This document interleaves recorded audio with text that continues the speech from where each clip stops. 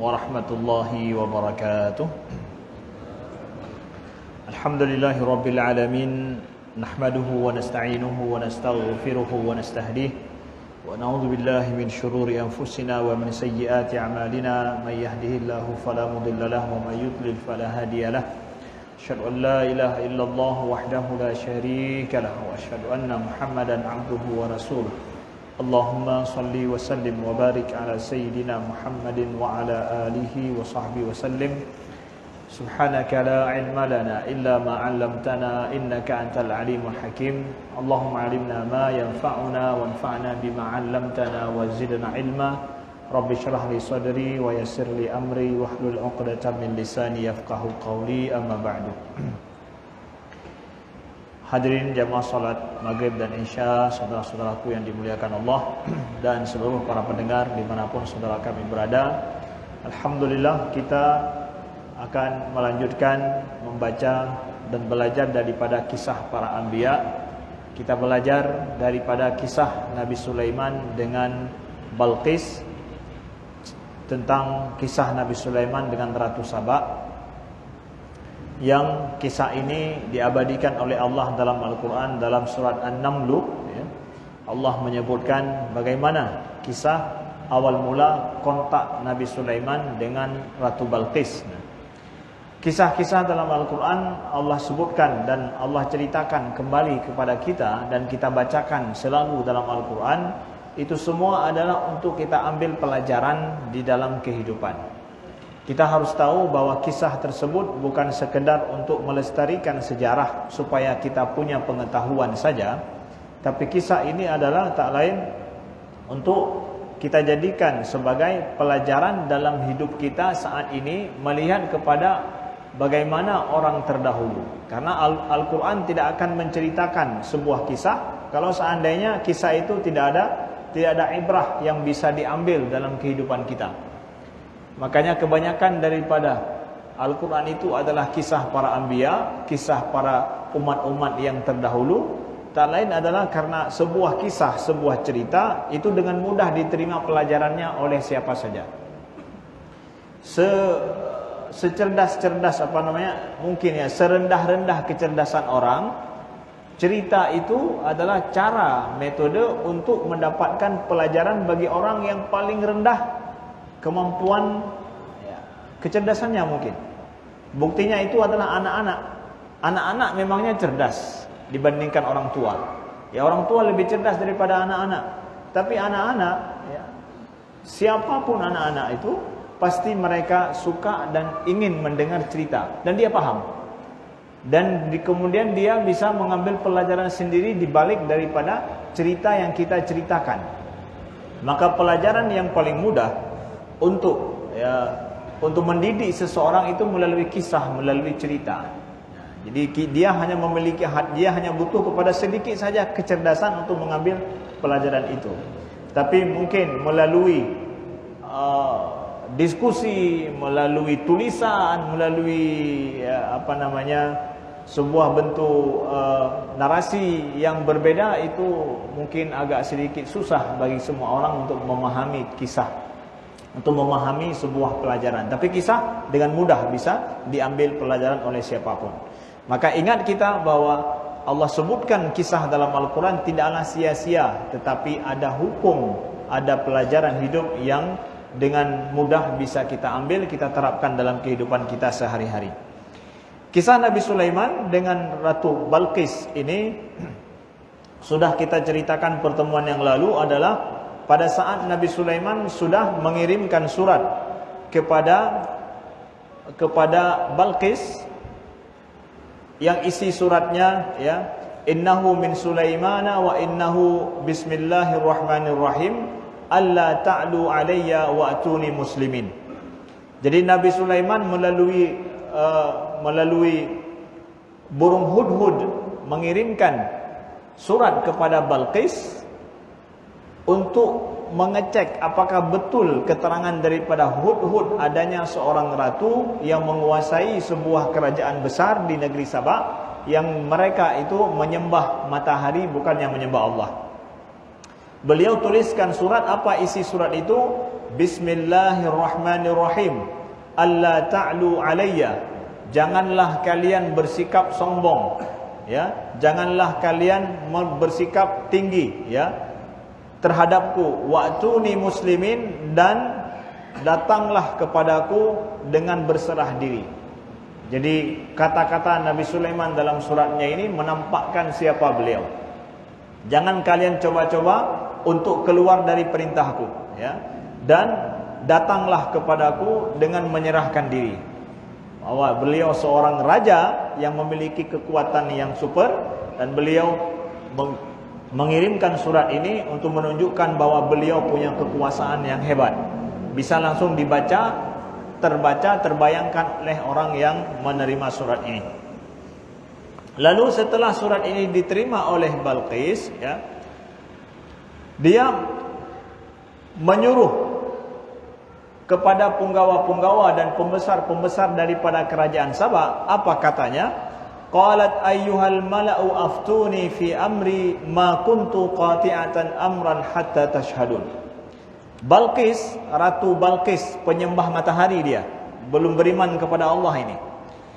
Qalat, dia berkata bahwa, wahai sekalian pemuka-pemuka daripada kerajaannya, ahli-ahli fikir dan ahli-ahli militer, semua dikumpulkan. Aftuni fi amri. Berikan keputusan dalam perkara ini, dalam urusanku ini. Ma kuntu qati'atan amran hatta tashhadun. Aku tidak pernah memutuskan perkara sampai kalian hadir dalam majlisku. Nah, jadi di sini nampak, kita lihat apa terjadi setelah Balqis menerima surat daripada Nabi Sulaiman. Dia kumpulkan punggawa, dia kumpulkan orang-orang besar, ahli-ahli fikir daripada kerajaannya untuk memutuskan apa yang akan kita buat dengan datangnya sebuah surat dari seorang raja bernama Sulaiman yang nampaknya memiliki kekuatan besar. Berarti ini kita sudah ada ancaman. Ancaman sudah datang dari negeri luar. Apa sikap kita? Kita diam saja atau apa? Balqis mengatakan, aku tidak pernah memutuskan suatu perkara urusan negeri ini hatta tashhadun, sampai kalian semua tashhadun, kalian memberikan pendapat, kalian bersaksi. Ini Balqis. Ratu Balqis ini diceritakan oleh Allah begini, ternyata dia dalam mengurus urusan negerinya. Seorang wanita, ratu, ya.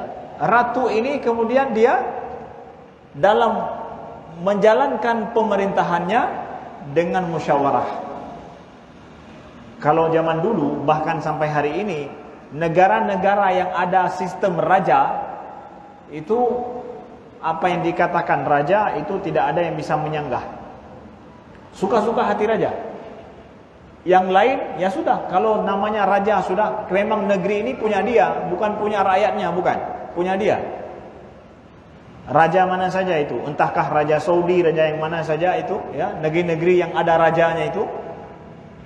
Begitu juga Jordan, begitu juga Maroko. Bayangkan negeri-negeri Arab itu, Saudi Arabia, Jordan, Maroko, begitu juga Kuwait, ya, negeri-negeri Arab itu negeri-negeri yang memiliki raja. Raja artinya apa? Negeri itu milik dia sendiri, bukan milik rakyatnya. Ya, milik dia secara hukumnya, milik ayah saya dulu. Ayah saya yang buat ini. Ya, kalian cuma numpang nebeng saja di tempat saya. Brunei Darussalam juga begitu istilahnya. Modelnya raja secara umum adalah begitu. Jadi suka-suka hati raja lah. Tapi Ratu Balqis ini enggak begitu. Dia ratu, bukan dipilih secara demokrasi. Mungkin dia adalah juga keturunan daripada ayahnya juga dulu. Dia bisa berkuasa. Tapi kerajaannya yang besar itu adalah merupakan, ya, mampu dia untuk memegang kekuasaan negara besar. Ternyata dengan cara dia bermusyawarah, dia ngajak semua orang. Setiap perkara dia ajak. Ma kuntu qati'atan amran hatta tashhadun. Aku tidak pernah memutuskan perkara sampai aku bermusyawarah dengan kalian-kalian yang orang-orang hebat dulu, orang-orang yang merupakan ahli fikir dalam kerajaan. Beginilah disuruh di dalam memanage atau mengatur sebuah negeri, sebuah kekuasaan. Untuk apa? Kita tanya, ya Allah, untuk apa engkau kasih tahu kepada kami Balqis seperti itu dalam menyelesaikan masalahnya? Untuk apa? Ada manfaat enggak kita belajar dari Balqis? Ada manfaat enggak bagi penguasa-penguasa di negeri Islam untuk belajar dari Ratu Balqis? Kira-kira ayat ini dalam surat Naml ayat 32, untuk apa ini? Kan dia kafir, dia enggak beriman kepada Allah. Untuk apa Allah cerita ini? Enggak cuma cerita-cerita aja. Enggak, bukan cerita-cerita aja. Bahkan dari sinilah sebahagian para ulama Islam mengatakan bahwa seorang wanita boleh menjadi kepala negara. Ini dia ayatnya. Seorang wanita boleh dia menjadi kepala negara kalau seandainya dia menjalankan roda pemerintahnya seperti Balqis. Tapi dia kan bukan orang muslim, dia orang musyrik. Allah cerita dia karena perangainya yang betul. Walaupun orang kafir sekalipun. Itulah Al-Quran memberikan pelajaran kepada umat Islam. Itu Ratu Balqis yang musyrik pada saat itu, cara dia membuat kekuasaan itu adalah seperti itu. Makanya dia berkuasa. Sehingga ada para ulama yang, saya katakan bahwa ada para ulama Islam yang mengatakan bahwa seorang wanita boleh menjadi penguasa dalam sebuah negara. Buktinya adalah Ratu Balqis ini. Karena Allah menceritakan Ratu Balqis ini untuk menjadi pelajaran bagi umat Islam. Yang tidak boleh adalah dia menjadi khalifah. Seorang wanita menjadi khalifah di dalam Islam. Di dalam Islam menjadi khalifah seperti Umar bin Khattab, itu enggak boleh, itu khalifah ummah. Tapi penguasa terhadap teritorial, penguasa-penguasa kecil, wanita itu boleh. Menurut sebahagian pendapat para ulama. Secara jujur, secara ilmiah kami sampaikan. Jadi kalau ada yang bilang bahwa panena mentirau mekecamat hajut, mekebupati hajut, itu tidak begitu. Ulama enggak sepakat begitu. Ada ulama yang mengatakan untuk tingkat bupati, kemudian gubernur, ya. Bahkan ada yang berpendapat untuk presiden juga boleh. Selama kekuasaan enggak mutlak di tangan dia. Presiden itu bisa dijerat dengan hukum juga. Dia enggak bisa buat keputusan sendiri. Dan presiden saat ini kan seperti itu. Dia buat sebuah keputusan, nanti Mahkamah Agung ngomong, kemudian DPR juga ngomong, besok kemudian MUI juga ngomong, besok dia harus ubah itunya. Kenapa? Banyak yang protes, dia harus ubah, nggak bisa sendiri dia. Kekuasaan presiden hari ini nggak seperti raja dulu. Itu nggak semuanya di tangan dia. Ada di sana orang yang bisa protes terhadap dia, dia bisa lengser. Kalau semua orang tidak terima dengan keputusan dia. Beda dengan raja. Ya. Yang nggak boleh raja yang otoriter. Seorang wanita. Kan kata Nabi SAW, tidak akan menang sebuah kaum kalau seandainya dipimpin oleh seorang wanita. Ini juga hadis ini dibicarakan oleh para ulama. Karena dibicarakan dengan ayat ini. Ayat ini Allah menceritakan nih Ratu Balqis menjadi ini untuk apa? Untuk jadi pelajaran bagi umat Islam. Kalau ada seorang wanita yang bagus dalam memerintah dan di atasnya masih ada yang lebih besar lagi. Kalau kita bupati, di atasnya ada gubernur, di atasnya ada seorang presiden, ya. Maka tampuk kepemimpinan ini boleh diserahkan kepada wanita selama dia tidak memegang semua urusan dalam negeri atau dalam daerah itu. Ada urusan lain itu diatur oleh orang lain. Kalau kita hari ini bupati ada DPR, gubernur ada DPR juga. Jadi itu enggak mutlak dia yang pegang. Jadi ada ini. Jadi selama model pemerintahannya sudah berbeda, maka hari ini ada ulama, secara ilmiah kami sampaikan ini, bahwa ada ulama yang mengatakan bahwa gubernur, bupati itu sah saja ada wanita yang menjabat selama dia adalah menjalankan dengan musyawarah. Dalilnya adalah tentang Ratu Balqis, ya, yang diceritakan oleh Allah. Kemudian kita lihat setelah Ratu Balqis menceritakan ini, Qalu nahnu ulu quwwatin wa ulu ba'sin syadidin wal amru ilaiki fanduri madza ta'murin. Maka ahli-ahli fikir daripada Ratu Balqis bilang apa? Qalu, mereka mengatakan nahnu ulu quwwah. Kita memiliki kekuatan militer yang kuat. Wa ulu ba'sin syadid, dan kita memiliki keberanian yang tangguh, ya. Wal amru ilaiki, maka putuskanlah urusan, ya. Fanzuri wal amru ilaiki fanzuri madza ta'murin, maka perhatikan apa yang engkau perintahkan.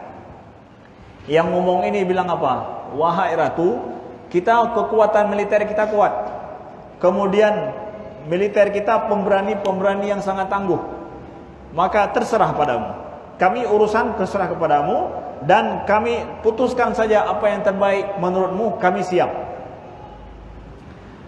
Kira-kira yang ngomong seperti ini dalam kerajaan atau dalam pemerintahan sebuah negeri biasanya siapa? Yang ngomong kita punya kekuatan militer kuat, pokoknya kita pemberani, kita tangguh.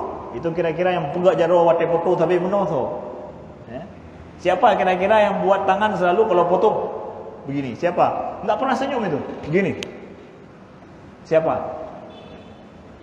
Militer. Mengandalkan kekuatan. Dia juga ngomongnya begitu, bahwa dia bilang bahwa kita punya militer yang kuat, pemberani lagi, tangguh, maka siap putuskan. Ya, itu adalah militer. Ya, kemungkinan besar dikatakan oleh para mufassirin yang ngomong ini memang langsung pangapnya yang ngomong. Ya, kami siap, semua siap, logistik siap, semua siap, mau perang kita siap perang. Nah, jawabannya secara kekuatan dulu. Karena pikirnya masalah perang, kita siap perang. Balqis sudah mengetahui bahwa militernya itu siap kalau berperang dengan Sulaiman. Bagus, ya. Sekarang kekuatan itu di dalam sebuah negeri, kekuatan saja tidak bisa kalau akal tidak jalan. Dalam mengurus urusan negeri nggak bisa,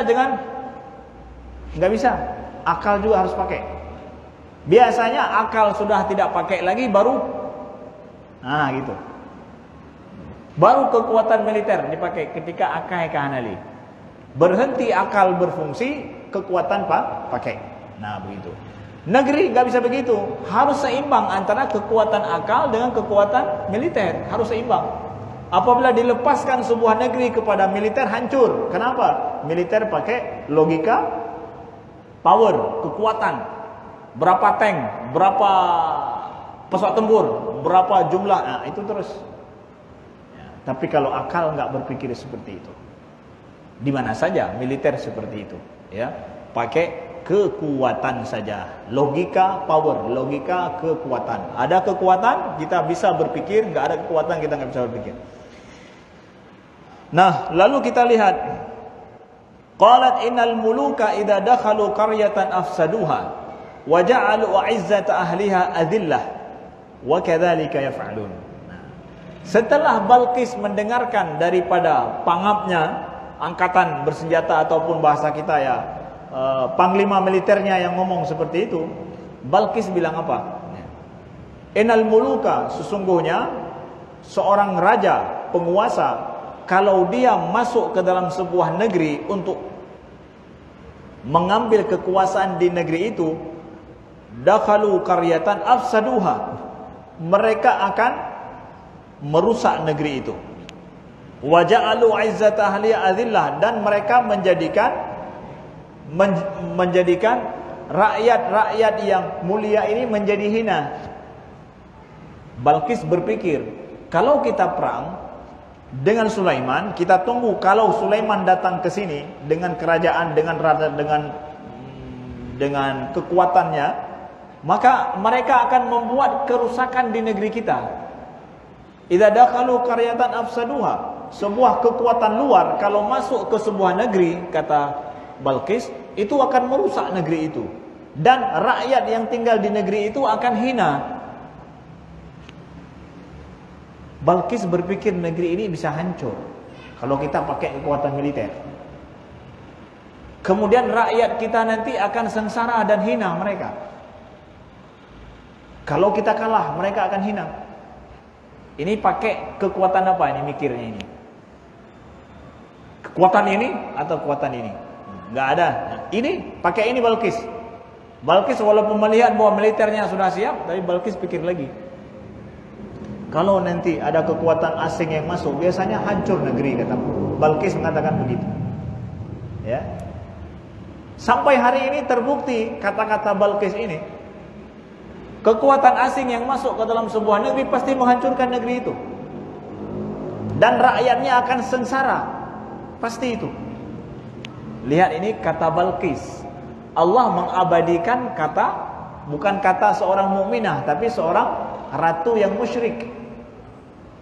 Ya, Balqis, ya. Lalu Allah firmankan wa kadzalika yaf'alun. Nah, menurut para ulama tafsir mengatakan wa kadzalika yaf'alun, dan begitulah memang mereka melakukannya. Wa kadzalika yaf'alun, dan memang begitulah mereka melakukannya. Ini kata-kata siapa? Ini firman Allah. Bahasanya adalah dalam satu ayat ini Allah mengomentari apa yang dikatakan oleh Balqis. Memang begitu mereka melakukannya. Allah mengomentari kata-kata Balqis. Jadi Allah menceritakan, mengutip kata-kata Ratu Balqis, kemudian dikomentari oleh Allah, bahasanya begitu ya. Kemudian Allah katakan memang begitu mereka melakukannya. Ibaratkan Allah mengatakan benar kata Ratu Balqis ini. Pikiran Balqis itu jauh ke depan, dia berpikir, betul pikirannya itu. Memangnya boleh kita belajar dari seorang musyrik, seorang wanita yang berkuasa, urinanya. Jadi masalah berkuasa itu adalah, pertama itu permasalahan cerdasnya adalah mengurus urusan negeri. Kan masalah pertama bukan masalah agama ini. Ya, memang ada aturan laki-laki dan perempuan, betul. Tapi lihat Allah dalam hal ini menceritakan Ratu Balqis yang sangat cerdas dalam mengurus negeri. Allah kutip kata-katanya, pikiran dia Allah jelaskan pada kita. Ini dia, supaya kita belajar, umat Islam ini belajar. Ada seorang pemimpin begaduh kadang bahwa nyo agam nyo inong, toh yang tanyo pilih. Yang inong carang ya agam bangai, bu bangai pi agam dacok. Karena yang penting agam, dia yang berloh dan nangro. Karena tanya penting agam menteng. Kadang agam, tapi siapa hanyut, yang penting agam tanya. Tunggu dulu. Enggak semua ulama mengatakan agam menteng, tapi masalah di sana ada perempuan yang cerdas, Ratu Balqis, dipuji oleh Allah dalam hal ini. Untuk apa Allah puji dia? Dalam hal ini, wa kadzalika yaf'alun, itu Allah mengutip kata-katanya adalah pujian bagi Balqis. Betul ini. Balqis seperti ini. Ya, untuk kita belajar. Untuk kita belajar. Allah ceritakan dalam Al-Qur'an lagi, ya. Ya, akan terus kita akan membacanya dan dibahas oleh para ulama tentang ini. Kemudian Balqis mengatakan apa? Wa inni mursilatun ilaihim bihadiyatin fanadhiratun bima yarji'ul mursalun. Nah, mulailah Balqis membuat keputusan. Dia bilang apa? Inni mursilatun ilaih, aku akan mengirim utusan kepada mereka bihadiyah, dengan membawa hadiah kepada Raja Sulaiman yang mengirim surat ini, yang bahasanya mengancam kita. Fanadhiratun bima yarji'ul mursalin, dan aku akan menunggu apa hasil yang dibawa oleh utusan itu nanti yang membawa hadiah kepada Sulaiman. Cerdasnya Balqis, dia memilih cara untuk diplomasi, bukan pakai militer. Bukan. Aku akan kirim utusan dengan membawa hadiah kepada Sulaiman, dan aku akan menunggu apa yang akan diberikan informasi nanti oleh utusan kita ketika pulang. Kita akan lihat. Nyan menan raja, sayang ke rakyat, menyanya masalah militer kan pada kakaro tu, menyanya ancur rakyat tu, ben. Hanjir benar. Balqis juga mulai dia paham, nampaknya ini kalau kita kasih hadiah, kalau memang dia penguasa yang menginginkan kita bayar pajak untuk dia, negeri kita terkenal negeri yang sangat makmur, lalu kita berikan hadiah terbaik yang paling hebat, hadiahnya besar kepada raja itu. Kalau dia memang menginginkan negeri, menginginkan kekayaan dari negeri kita, dia akan terima hadiah. Tapi kalau dia enggak mau terima hadiah, mungkin ini lain cerita ini. Ini bukan raja biasa ini, tapi mungkin dia nabi. Nah, Balqis sudah mengetahui itu. Kalau pikir-pikir, sebenarnya Sulaiman ini raja dunia yang bahasanya kan kalau dulu taklukkan sebuah kerajaan, kemudian mereka asal kirim pajak, kemudian semua bisa dikuasai dengan cara itu sudah cukup daripada harus ekspansi militer. Ya, maka Balqis mempersiapkan hadiah paling bagus, pokoknya paling mahal untuk Sulaiman. Nah, kemudian falamma jaa Sulaiman qala atumiddunani bimalin fama atani Allahu khairun mimma atakum bal antum bihadiyatikum tafrahun. Nah, akhirnya diutus oleh Ratu Balqis seorang raja ini, sekelompok utusan yang membawa hadiah terbaik daripada negeri Sabak kepada Nabi Sulaiman. Ketika Nabi Sulaiman menerima utusan Balqis ini, ya, falamma jaa Sulaiman qala atumiddunani bimalin. Ketika utusan ini datang kepada Sulaiman, apakah kalian ingin membantuku dengan harta? Kalian pikir aku ini miskin? Kalian ingin kasih hadiah kepadaku, ingin membantuku dengan harta? Fama atani Allahu khairun. Apa yang telah diberikan oleh Allah kepadaku lebih baik daripada hadiah kalian ini. Hanayum membecut, enggak ada harga sedikit pun hadiah yang mereka bawa kepada Nabi Sulaiman. Yang diberikan oleh Allah bagiku itu lebih baik daripada apa yang kalian bawa ini. Bal antum bihadiyatikum tafrahun. Nah, apa artinya? Bahkan kalian dengan hadiah kalian suka ataupun senang. Artinya apa? Ada beberapa makna. Maknanya adalah sebahagian para ulama tafsir bilang bahwa mereka sendiri sebenarnya dengan hadiah yang mereka bawa itu, mereka suka dengan hadiah itu. Kalau awakah galak ke hadiahnya, awakah galak, lu nak galak aku. Wah, tak kira. Ya. Dan kalau seandainya hadiah ini ditolak oleh Nabi Sulaiman, seakan-akan mereka senang. Kenapa? Karena betapa berharga dan mahalnya hadiah yang persiapkan oleh Ratu Balqis. Betul-betul memang hadiah yang sangat wah. Jadi andai kata mereka sendiri yang bawa hadiah itu, andai kata enggak diambil hadiah ini, kita bawa pulang, mereka akan senang sekali. Ya, begitu. Bal antum bihadiyatikum tafrahun. Kalian yang suka sama hadiah kalian, aku tidak suka. Yang diberikan oleh Allah lebih baik, kata Nabi Sulaiman. Nah, betul-betul tidak mempan. Dan ini membuktikan bahwa Ratu Balqis sudah mulai berpikir bahwa Sulaiman ini sebenarnya mau apa? Mau negeri kita, mau kekayaan negeri kita, atau dia mau yang lain? Nah, kita akan dengar bagaimana nanti kalau seandainya utusan kita akan bilang. Nah, irji' ilaihim falana'tiyannahum bijunudin la qibala lahum biha wa lanukhrijannahum minha adillatan wa hum saghirun. Apa kata Nabi Sulaiman setelah beliau tolak hadiah itu? Beliau tidak mau hadiah, ya. Irji' ilaihim, beliau katakan kepada utusan ini, balik kepada mereka yang telah mengutus kalian ini. Falana'tiyannahum, maka kami pasti akan mendatangi mereka, yaitu orang-orang negeri Sabak dan Ratu Sabak itu, bijunudin, dengan tentara-tentara la qibala lahum, yang tidak sanggup untuk dikalahkan. Ya, mulai Nabi Sulaiman mengatakan, bawa pulang hadiah. Ya, kami akan mendatangi orang Sabak itu nanti dengan tentara-tentara yang enggak akan sanggup untuk dikalahkan. Wala nukhrijannahum minha adillah, dan kami akan usir mereka dari negeri Sabak itu dalam keadaan terhina. Ya. Wahum saghirun, dan mereka menjadi orang yang terhina. Nah, kata-kata Nabi Sulaiman, kami akan pergi ke negeri Sabak itu dan akan menjadikan orang-orang negeri Sabak itu nanti akan menjadi hina. Itu persis apa yang dikatakan oleh Ratu Balqis. Kalau kekuatan asing masuk ke negeri kita, maka orang-orang negeri kita akan hina nanti. Nabi Sulaiman mengatakan kata yang sama. Kami akan jadi, kalau enggak mau tunduk pada, beriman kepada Allah, maka aku akan pergi ke sana dengan tentara yang kuat, dan nanti penduduk negeri itu mereka akan terhina. Karena mereka enggak mau beriman kepada Allah. Siapa yang enggak beriman kepada Allah pasti hina hidupnya. Ya.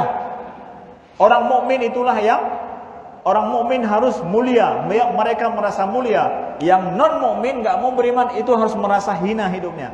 Kami akan buktikan. Persis kata Ratu Balqis. Makanya Allah mengiyakan memang begitu kejadiannya, kekuatan asing masuk sebuah negeri akan hina. Nah, saudaraku yang dimuliakan Allah, itu cerdasnya Balqis. Apa yang dikatakan Balqis itu pula disahut oleh Nabi Sulaiman, itu padahal jauh sana. Nabi Sulaiman di Palestina, sedangkan Balqis di daerah Yaman. Jadi begitu jauhnya. Nah, tapi nyambung, jelas ya.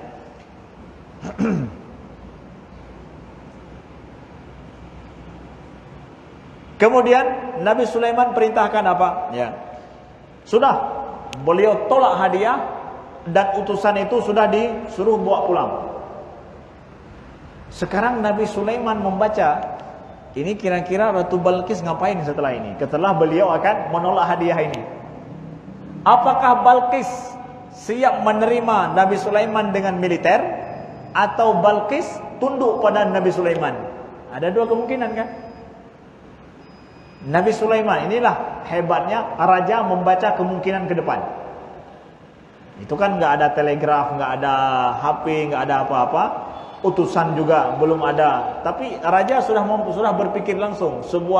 Seorang pemimpin sudah berpikir dua kemungkinan. Diterima kita dengan militer, atau dia akan datang menyerahkan diri. Mana ini kira-kira? Karena Nabi Sulaiman sudah tolak hadiah. Itu juga beliau sudah memberikan sebuah makna, sebuah keputusan kepada Balqis bahwa aku bukan menginginkan itu. Aku seorang nabi, aku hanya menginginkan kalian beriman seluruh negeri. Balqis gimana ini? Mau datang beriman atau gimana? Nabi Sulaiman dengan ilham daripada Allah, beliau berpikir langsung bahwa dia tidak akan itu dengan militer. Dia tidak akan ajak untuk konfrontasi militer. Pasti dia akan menyerahkan diri ini. Lalu Nabi Sulaiman perintahkan kepada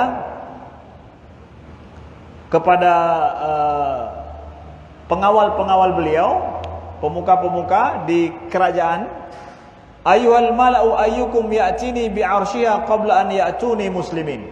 Nah, wahai pemuka-pemuka kaum, siapa di antara kalian yang akan mampu membawa singgasana daripada Balqis, ya, sebelum dia datang kepadaku sebagai seorang yang menyerahkan diri. Nah, ternyata Nabi Sulaiman pakai kemungkinan yang nomor dua. Nyoka ipreh kita nyawa dia hingga militer, tapi dia akan datang menyerahkan diri. Lalu Nabi Sulaiman bilang bahwa nih Balqis akan datang ke tempat kita. Nah, cara ngebaca, ya. Ketika Balqis akan datang ke tempat kita, berarti dia keluar dari kerajaannya. Berarti singgasananya sedang ada di istana. Nabi Sulaiman bilang apa? Siapa yang bisa ambil singgasana Balqis itu sebelum dia sampai kemari, singgasananya sudah ada di sini. Amanya hana dalam istana kan hana gedung ada kursinya. Berarti kan gejak. Nabi Sulaiman buat politik lebih dahsyat lagi, politik yang menjadikan Ratu Balqis heran, ya.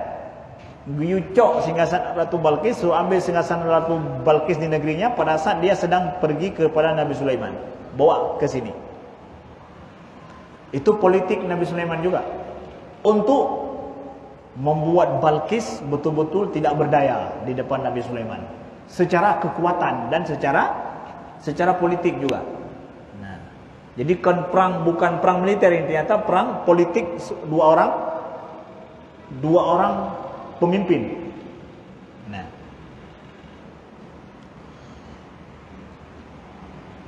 lalu kita lihat